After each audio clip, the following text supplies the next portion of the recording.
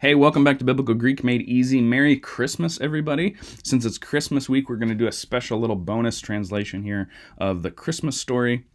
And you feel free to follow along depending on where you're at. This may be a little harder translation for you. I like to do this around Christmas time, which is usually just about the semester break. So students have had first semester Greek, but not second semester. So in that case, there's going to be a lot that you don't know. Luke is on the higher end of Greek in the New Testament, but we don't want to be scared of it. We want to tackle it and check it out. And this is a familiar enough story that there's elements that you can kind of piece together, even if you don't know some of the vocabulary and that sort of thing. So verse 1, let's pick it up. Luke chapter 2, verse 1. And it came about in those days, en tais hemerais, in those days, actually, akanos is the those, right? So this is in days, it's those days. And it came about in those days, a common introductory formula to start a new section, right? Ex eilthen, it went out, and what's the subject? It's the dogma, decree, okay? This is where we get, this is the word decree. A decree went out. Dogma, this is where we get the word like dogmatic, right? That sort of thing. This is not negotiable. This is going to happen, right? A decree went out from Caesaras Augustu, Caesar Augustus, okay? A decree went out from Caesar Augustus. And then here we have this infinitive, to be registered, pasan, so all to be registered, and then tain oikumenein. Notice the oikos in there, the oika, okay? That means like house or household, okay?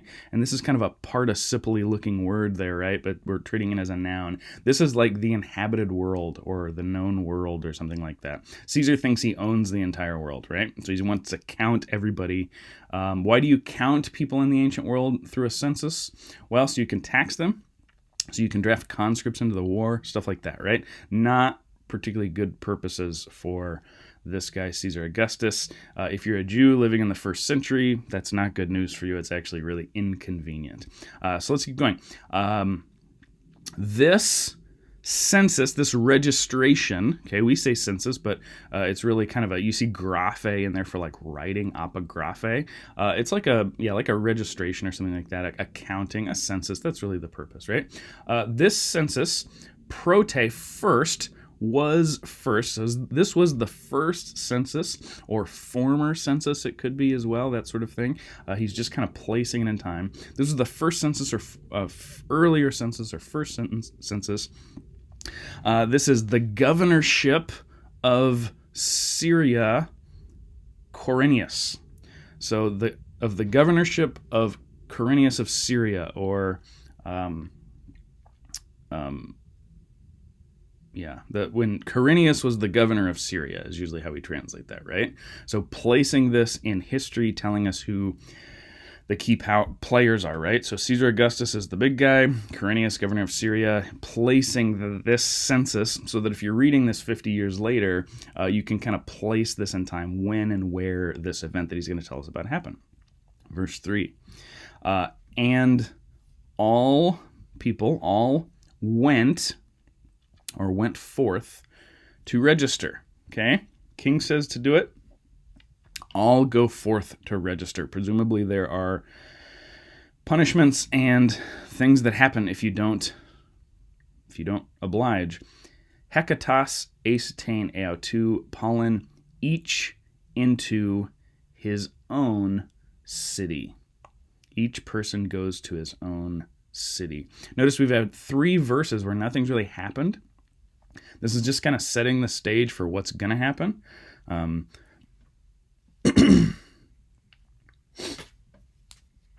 Maybe just even setting the background for the stuff that's going to set up what's going to happen, right? So Luke is kind of particular in this way. He wants to really set the scene for you. So, and Joseph also, I know we like to translate Kai as and all the time, but in this case it's really also, because de is our and, right? And Joseph also went up from Galilee, from the city of Nazareth into Judea, into the city of David, which is called Bethlehem,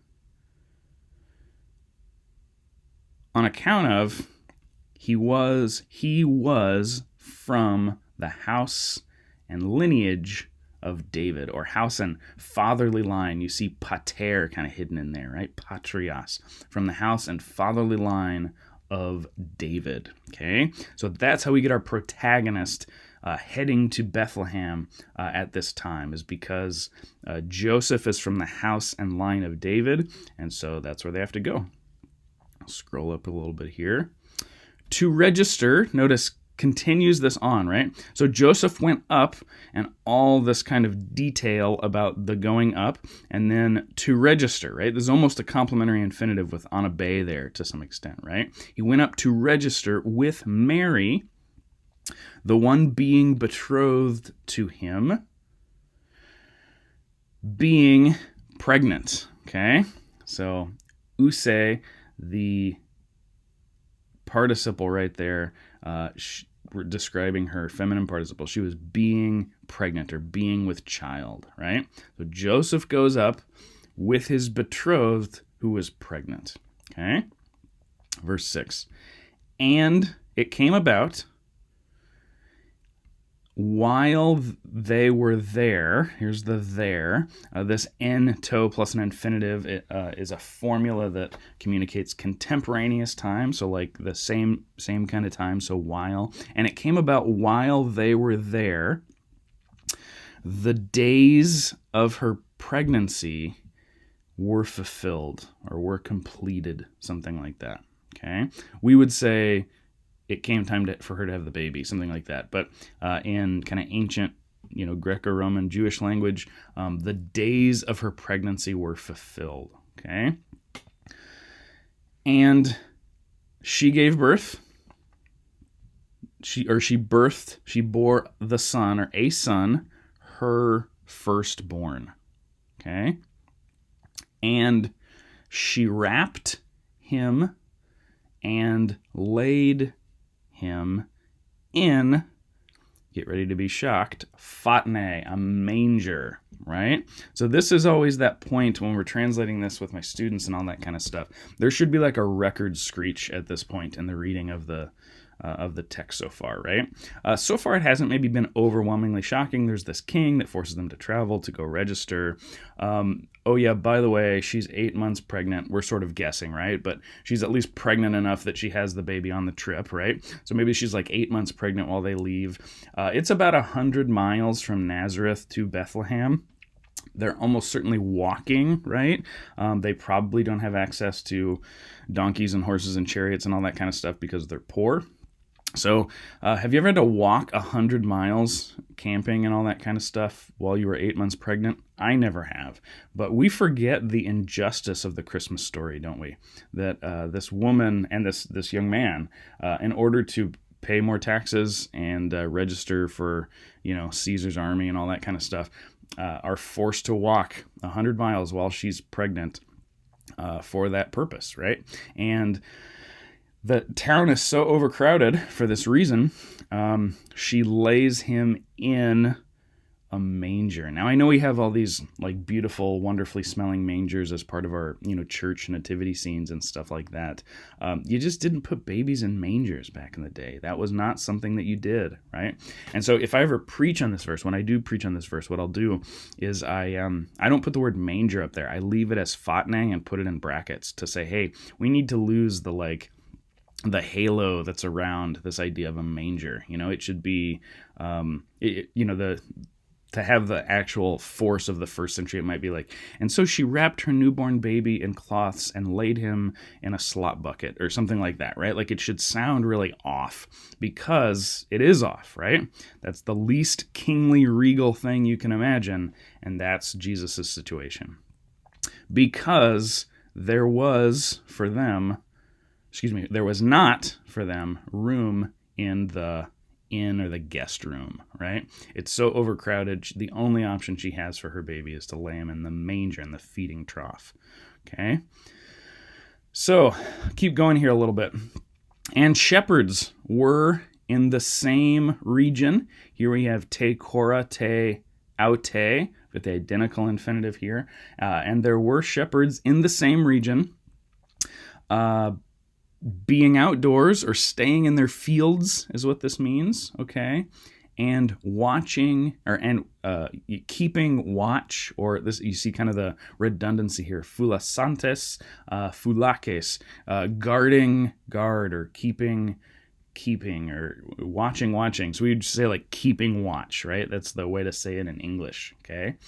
Staying in their fields and keeping watch by night on their flock, their sheep, right? These shepherds are staying out at night and watching their sheep. That's what good shepherds do this time of year, right? When the weather permits, that sort of thing. And an angel of the Lord, angelos kuriou, an angel of the Lord appeared to them, and doxa kuriou, the glory of the Lord.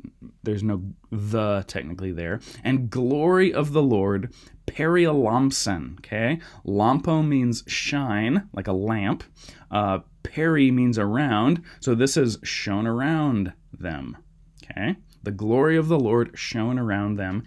And ephabetheson, phabon, megon. And they feared a great fear. We say in English sometimes like they were sore afraid or something like that, right? The old school language, or they were terrified, literally. They feared a great fear. See the redundancy there, right? To kind of really drive that home. These shepherds are out in the field probably looking at these beautiful stars, watching their sheep sleep or just wander or, whatever, not do much. And then all of a sudden an angel appears to them and they're terrified, right? It catches them off guard. They don't know what's going on.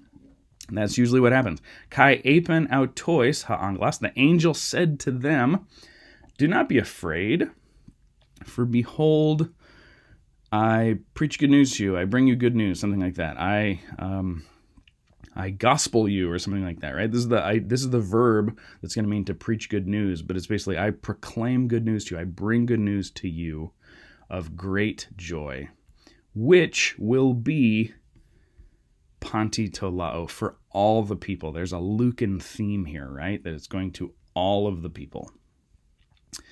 Because was born to you today a Savior, which is Christos Kurios, Christ the Lord, in the city of David. And this to you, the sign. Okay, notice there's no verb there, but it's assumed. And this is going to be the sign to you. This is how you're going to find this Savior, King, God's glory, God's Son, etc. Huresete, you will find a baby having been wrapped and lying in a manger, right? That's how you're going to find this special servant of God, is in the slop bucket, right? In the feeding trough. I don't mean to be irreverent there, but that's kind of the punch of this, right? In this ridiculously overcrowded city of Bethlehem tonight, how many newborn babies or newish born babies, like that have been born in the last few weeks, how many are there? I don't know, probably a handful, maybe a dozen, maybe a few dozen, I don't know. But more than one, right? But there's only one of them that is laying in a feeding trough, because that's not what you do to babies, right? It doesn't mean Mary's a bad mother. It means that's her only option, okay? Because of everything. It's the least kingly, least regal thing you can imagine, and that's how you're going to identify baby Jesus. And suddenly there was with the angel fullness, or a multitude of stratias uraniu, okay? We say heavenly hosts. This word can mean also army. There's this heavenly army. That's kind of the idea, is just this, huge group of these angels appeared, glorifying, praising God, and saying, glory in the highest to God, and on earth, oh, by the way, this is also Gloria in excelsis Deo, right? That's how you say that in Latin, which we sing in one of our famous songs, right? And on earth, peace on men, in men, on men, of goodwill, of whom he's pleased. You see the you there, means like good. Dakia is like think or thought, right? Men of good thoughts. It doesn't mean the men have good thoughts. It means that God's having good thoughts about the people, about the men, right? And so that's the song that the angels are going to sing. This heavenly hosts are going to sing to these shepherds. And so they're going to rush off and do it. But I think we're going to leave it there. That is part of the Christmas story in Greek. Thanks for joining us, friends. Merry Christmas from Biblical Greek Made Easy. From myself, Nick, and all of us here behind the scenes that make this happen. Thank you so much for partnering with us here at Biblical Greek Made Easy. We can't do this without you. We are so thankful. God bless you. Merry Christmas. We'll see you next time.